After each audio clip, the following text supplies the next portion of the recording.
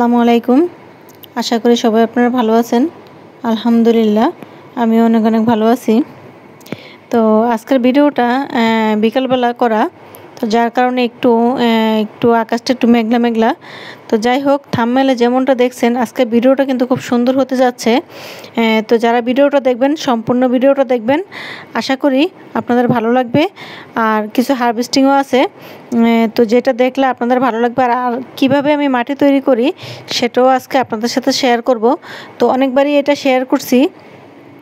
তো যারা নতুন আছেন তারা অলরেডি আশা করি ভিডিওটা দেখবেন, আর নতুন পুরাতন যারাই আছেন সবাই দেখবেন। তো এতে করে আশা করি আপনারা অনেক কিছু জানতে পারবেন।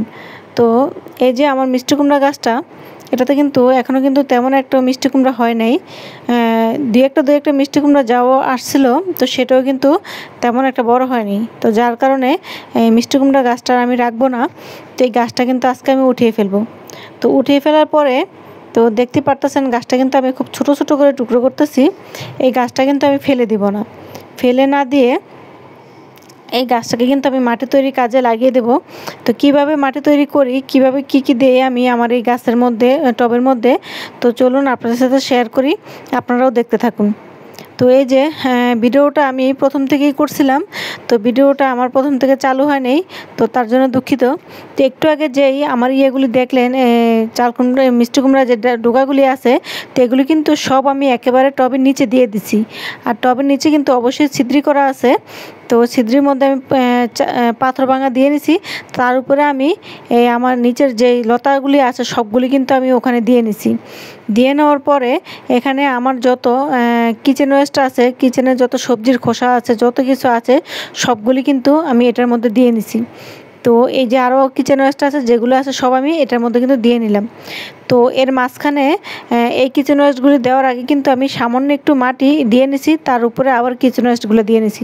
তো দেখতেই পারতেছেন আমার এটা কিন্তু প্রায় কিচেন ওয়েস্ট দিয়ে কিন্তু পুরোটা টব ভরে গেছে। তো এটার মধ্যে এখন যেটা দিলাম সেটা হচ্ছে চা পাতা। তো এই চা পাতাগুলি অনেক দিন ধরে আমি এনে রেখেছি, দেখেন একেবারে কিন্তু কালো হয়ে গেছে। আর এটা কিন্তু একবারে জৈব সারে পরিণত হয়ে গেছে। আর চা পাতা আপনি যদি সাথে সাথেও দিয়ে দেন তাতেও কোনো সমস্যা নাই, শুধু চা পাতার সাথে সাথে দুধ আর চিনিটা না থাকে।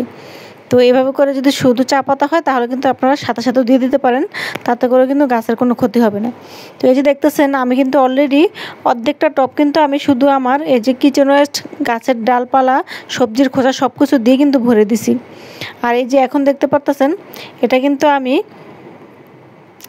আমার এই যে মাটি আছে এটার উপরে কিন্তু এখন আমি মাটি দিয়ে দেব।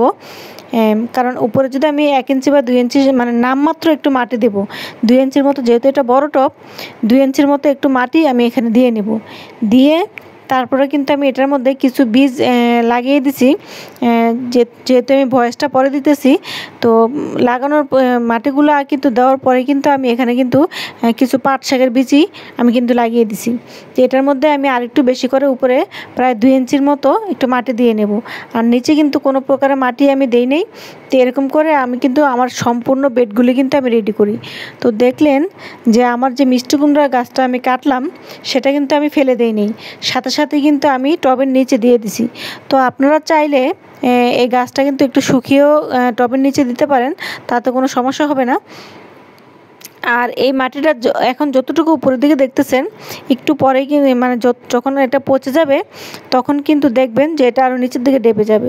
তো চলুন আপনাদের সাথে শেয়ার করি আমার এরকম প্রতিটা টবেই কিন্তু আমি এভাবে করে আমি টবগুলি রেডি করি জৈব খাবার দিয়ে। তো চলুন দেখাই এখন আমি কি হারভেস্ট করব আর কি আপনাদেরকে আমি দেখাতে যেতেছি। তো যেটা দেখবেন সেটা আশা করি আপনাদেরও খুব ভালো লাগবে, আপনারাও উপকৃত হবেন।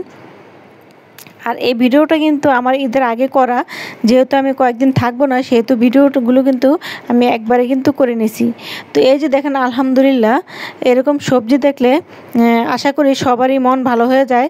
আর যারা নিজের হাতে করে তাদের তো আরও বেশি ভালো হয়ে যায়। তো আমিও কিন্তু অনেকের ভিডিও দেখি, তাদের সবজিগুলোও কিন্তু দেখলেও কিন্তু আমার কিন্তু খুব ভালো লাগে। তো এই যে দেখতে পাচ্ছেন আলহামদুলিল্লাহ আমার গাছে যে চিচিঙ্গাগুলি হয়েছে, এটা কিন্তু আমার দ্বিতীয়বার। প্রথমবার কিন্তু আলহামদুলিল্লাহ এখন যে পরিমাণে চিচিঙ্গা দেখতেছেন, প্রথমবারেও কিন্তু এরকম চিচিঙ্গা কিন্তু আমি গাছ থেকে হারভেস্ট করছি। তো আজকে এই চিচিঙ্গাগুলো আরেকটু বড় হতো, তো আমি কিন্তু এদের যেহেতু আমি কিন্তু কয়েকদিন থাকবো না, সেই কারণে কিন্তু আমি কিন্তু এখনই কিন্তু চিচিঙ্গাগুলো উঠিয়ে নিব। তো তারপরেও কিন্তু দেখা যাবে যে সবগুলো চিচিঙ্গা কিন্তু আমি উঠাতে পারবো না, কিছু কিছু চিচিঙ্গা ছোট আছে। তো এইভাবে করে আমি এই চিচিঙ্গাগুলো আজকে উঠিয়ে নিব। তো এই চিচিঙ্গাগুলো আমার দেখতে পারতেছেন, এগুলো কিন্তু সব আমার এখন যে মাটিগুলো আমি রেডি করলাম, তো সেম এরকম করেই কিন্তু আমার প্রতিটা টবের মাটি কিন্তু রেডি করা। তো তার মধ্যেই শুধু আমি খাবার বলতে একটু সরিষার খোল ভিজানো পানি সপ্তাহে একবার করে দিয়ে যাই। এছাড়া কিন্তু আমি আর গাছের মধ্যে কোনো কিছুই দেই না। তো আলহামদুলিল্লাহ তাতে করে দেখতে পারতেছেন মাশাল্লাহ কি পরিমাণ ফলন হয় আর কতটুকু ফলন পাইতেছি। আর আরেকটা কাজ করতে হয় যে এই যে আমি চিচিঙ্গাগুলি এখন হারভেস্ট করতেছি, এটা কিন্তু আমি হ্যান্ড পলিনেশন করে দিছি, মানে হাত পরাগায়ন করে দিছি। তো যার কারণে কিন্তু আলহামদুলিল্লাহ আমার প্রতিটা যতগুলো আমি পরাগায়ন করে দিতে পারছি সবগুলি কিন্তু মোটামুটি আলহামদুলিল্লাহ আমার কিন্তু ফল টিকে গেছে। তো এই কাজটাও আপনারাও করে দিবেন, কারণ যেহেতু আমাদের এখানে ভ্রমর কম বসে, আর যদিও বা বসে দেখা যায় সবসময় পরাগায়ন হয় না। আর আমাদের যেহেতু সীমিত আকারে গাছ, আমরা চাইলে কিন্তু আমাদের হাত পলিনেশনটা করে দিলে তাহলে কিন্তু আমরা কিন্তু রেজাল্ট একটু ভালো পাই। তো এই যে দেখতে পারতেছেন ছোট ছোট কিন্তু আরও অনেকগুলি চিচিঙ্গা এখনও কিন্তু গাছে আছে। তো সাথে কিছু করলাও হারভেস্ট করে নিতেছি। তো আলহামদুলিল্লাহ এই সবই কিন্তু আমার এরকম মাটির মধ্যে কিন্তু আমি করে থাকি। তো আজকেও মাটি তৈরি করার প্রসেসটা একটু শর্টকাটের মধ্যে আপনাদেরকে দেখিয়ে দিলাম। এরকমভাবে যদি আপনারাও যদি করেন, ইনশাল্লাহ আশা করি আপনারাও খুব সুন্দর একটি রেজাল্ট পাবেন। তো যে টবটা দেখলেন আমি রেডি করতেছি, এটার মধ্যে আমি মাটি দিয়ে কিন্তু উপরের দিকে কিন্তু 2 ইঞ্চির মতো মাটি দিয়ে দেব। তো মাটি দেওয়ার পরে দেখতে পারবেন এখানে কিন্তু সাথে সাথে কিন্তু আপনি বীজও বপন করে দিতে পারবেন।